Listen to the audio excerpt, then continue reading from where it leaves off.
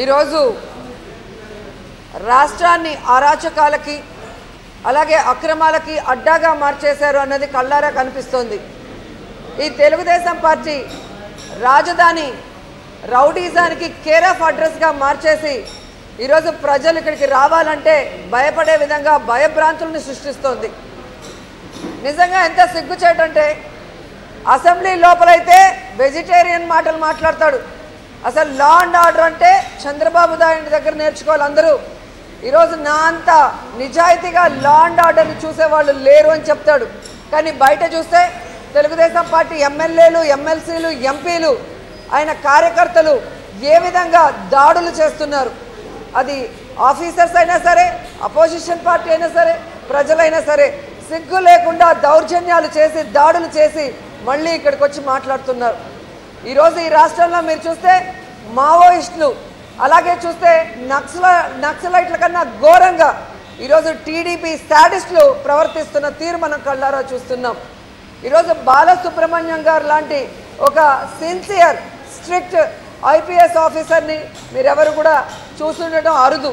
ఎందుకంటే తన శాఖలోనే రవాణా శాఖలో అవినీతి చేశారని నలుగురిని ఏసీబీకి పట్టించిన గొప్ప అధికారి, అంత స్ట్రిక్ట్గా పనిచేసే ఆయన్ని సినిమాలో లాగా ఆయన కారుకి ఒక కారు అడ్డం పెట్టి నడి రోడ్డు మీద ఆయన కిందికి దించి ఆయనని కొట్టేంత పరిస్థితి చేసి 3 గంటలు ఆయన్ని డీటైన్ చేశారు.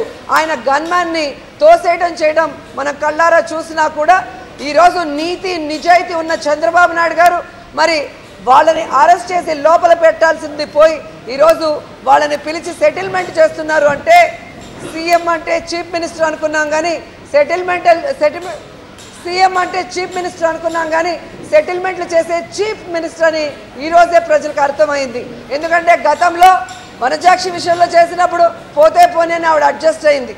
ఆ తర్వాత జానీ మూన్ విషయంలో అలాగే సెటిల్మెంట్ చేశారు. ఆ తర్వాత చూస్తే కాల్మనీ సెక్స్ రాకెట్ విషయంలో అలాగే చేశారు. రోజు రోజుకి దిగజారిపోతూ ఏ విధంగా చంద్రబాబు నాయుడు గారు సెటిల్మెంట్లు చేసుకుంటూ గ్రామ స్థాయిలో ఏ విధంగా అయితే తీర్పులు ఇచ్చుకుంటారో అలా ఉన్నాడు. కానీ ఈ రాష్ట్రానికి ముఖ్యమంత్రి లాగా ఈ రాష్ట్ర ప్రజలకి కానీ ఈ రాష్ట్రంలో ఉన్న మేధావులకు కానీ ఒక మంచి మెసేజ్ ఇచ్చేలాగా ఎక్కడైనా పనులు చేస్తున్నారని నేను అడుగుతున్నాను. ఈరోజు బోండా ఉమా సిగ్గు లేకుండా ఇక్కడ మాట్లాడుతున్నారు. మేమైనా సారీ చెప్పాం కానీ ఇది కూడా జగన్మోహన్ రెడ్డి గారికి లేదు అని. జగన్మోహన్ రెడ్డి గారు 10 మంది చనిపోతే ఆ కుటుంబాలకి అండగా ఉంటూ ఏదైతే మీ కలెక్టర్ కానీ హాస్పిటల్లో ఉన్న సిబ్బంది నివేదికల్ని తారుమారు చేసి వాళ్ళకి అన్యాయం చేస్తుంటే నిలదీశాడే కానీ మీలాగా మీ ట్రావెల్స్కి ఏదైతే కేసీఆర్ ట్రావెల్స్కి మరి ఆరెంజ్ ట్రావెల్స్ ఉంటే లాభాలు తగ్గుతాయని చెప్పి మీ వ్యాపారాల కోసం ఎక్కడ కూడా అఫీషియల్స్ని ఆయన ఏది మాట్లాడలేదు. ఈరోజు బాలసుబ్రహ్మణ్యం గారు మీరు చెప్పినట్టు ఆరెంజ్ ట్రావెల్స్ మీద తప్పుడు నివేదికలు ఇవ్వలేదు కాబట్టి ఆయనని కొట్టేంత పని చేస్తే ఆయనకు అడ్డం వచ్చిన గన్మెన్ని తోసి పడేశారు అన్నది ప్రజలు చూస్తున్న విషయం. తప్పు చేశారు కాబట్టి మీరు సారీ చెప్పారు. అసలు ఒక ఆఫీసర్ని మనం తిడితేనే నాన్ బెయిలబుల్ కేసు పెడతారు, అలా అది కొట్టారు. మరి బాలసుబ్రహ్మణ్యం గారికి మాత్రం సారీ చెప్తే సరిపోతుందా? ఆ కొట్టిన ఎవరైతే గన్మ్యాన్ ఉన్నారో ఆయనకి ఆత్మగౌరవం లేదా? ఆయనకి మనస్సాక్షి లేదా? ఆయనకి బాధ అనేది ఉండదా? ఆయన మనసులో నన్ను కొట్టి అందరిలో కూడా అవమానపరిచారే అని ఉండదా? మరి ఆయనకి ఎందుకు మీరు సారీ చెప్పలేదు? కాబట్టి మీకు ఒక న్యాయం, ప్రతిపక్షానికి ఒక న్యాయం, ప్రజలకు ఒక న్యాయం కాదు.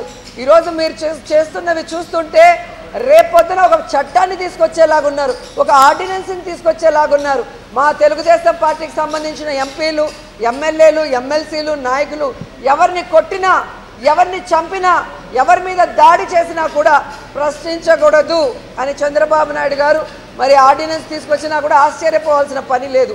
కాబట్టి ఇలాంటి చేతగాని ముఖ్యమంత్రి ఉండటం వల్ల ఈ రాష్ట్రం సర్వనాశనం అవటం, ఈ రాష్ట్రం యొక్క పరువు బజార్న పట్టడం తప్ప మరొకటి కాదు. కాబట్టి చంద్రబాబు నాయుడు గారు రాజీనామా చేయాలని కూడా మేము డిమాండ్ చేస్తున్నాం. ఎందుకంటే వనజాక్షిని కొట్టినప్పుడే కనుక ఆయన లా అండ్ ఆర్డర్ని కంట్రోల్ చేస్తుంటే ఈరోజు ఆయన ఫారెస్ట్ ఆఫీసర్ని కొట్టడమో, కానిస్టేబుల్ని కొట్టడమో, అలాగే సర్పంచ్ని జుట్టు పట్టుకొని ఆడవాళ్ళని కూడా చూడకుండా లాక్కు రావడమో చింతమనేని చేసుండడు. అలాగే ఏ రోజైతే అసెంబ్లీలో ఒరే రండిరా మిమ్మల్ని ఇక్కడే పాతేస్తానని బోండా మాట్లాడినప్పుడు లేదా వాళ్ళ కొడుకు ఒక బీటెక్ స్టూడెంట్ని గుద్ది చంపినప్పుడే కనుక ఆయన స్ట్రిక్ట్గా కనుక చర్యలు చేపట్టుంటే ఈరోజు బాలసుబ్రహ్మణ్యం లాంటి ఐపీఎస్ ఆఫీసర్లు అవమానం పాలై ఉండేవారు కాదు. ఆయనకు అడ్డొచ్చిన ఆ గన్మెన్ లాంటి వాళ్ళు దెబ్బలు తిని ఉండేవాళ్ళు కాదు.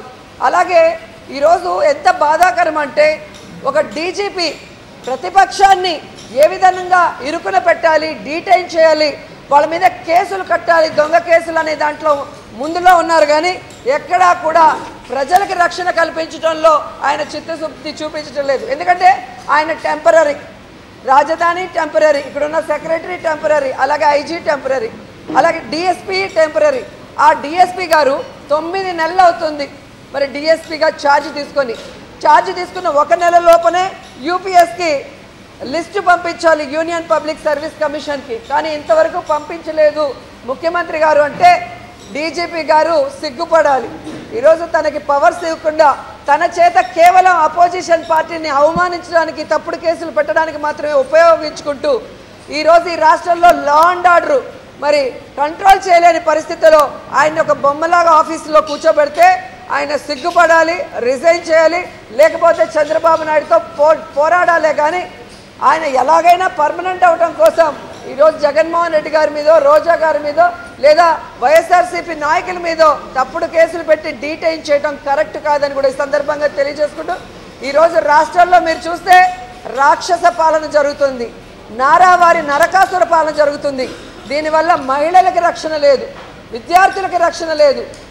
అలాగే చూస్తే అసెంబ్లీలో ప్రజాప్రతినిధులకు కూడా రక్షణ లేని దౌర్భాగ్య పరిస్థితికి వచ్చింది. కాబట్టి నీతి నిజాయితీ ఉన్న వ్యక్తి ఎవరైనా తెలుగుదేశం పార్టీలో ఉంటే అతన్ని ముఖ్యమంత్రిగా చేసి ఈ రాష్ట్రాన్ని సర్వనాశనం చేసిన, ఈ రాష్ట్ర పరువుని గంగలో కలిపి ఈరోజు రాష్ట్రంలో అరాచకాలు సృష్టించడానికి వెన్నంటి ఉన్న చంద్రబాబు నాయుడు రిజైన్ చేయాలని డిమాండ్ చేస్తున్నాం.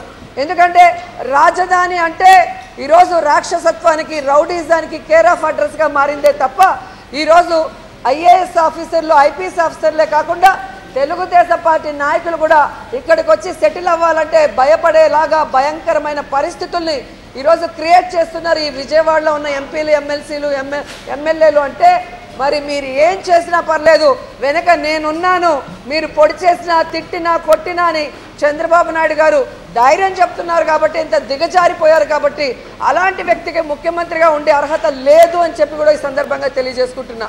వ్యక్తిత్వం లేని చంద్రబాబు నాయుడు మరి ఇప్పటికైనా రిజైన్ చేసి తన వ్యక్తిత్వాన్ని కాపాడుకోమని కూడా డిమాండ్ చేస్తున్నాం.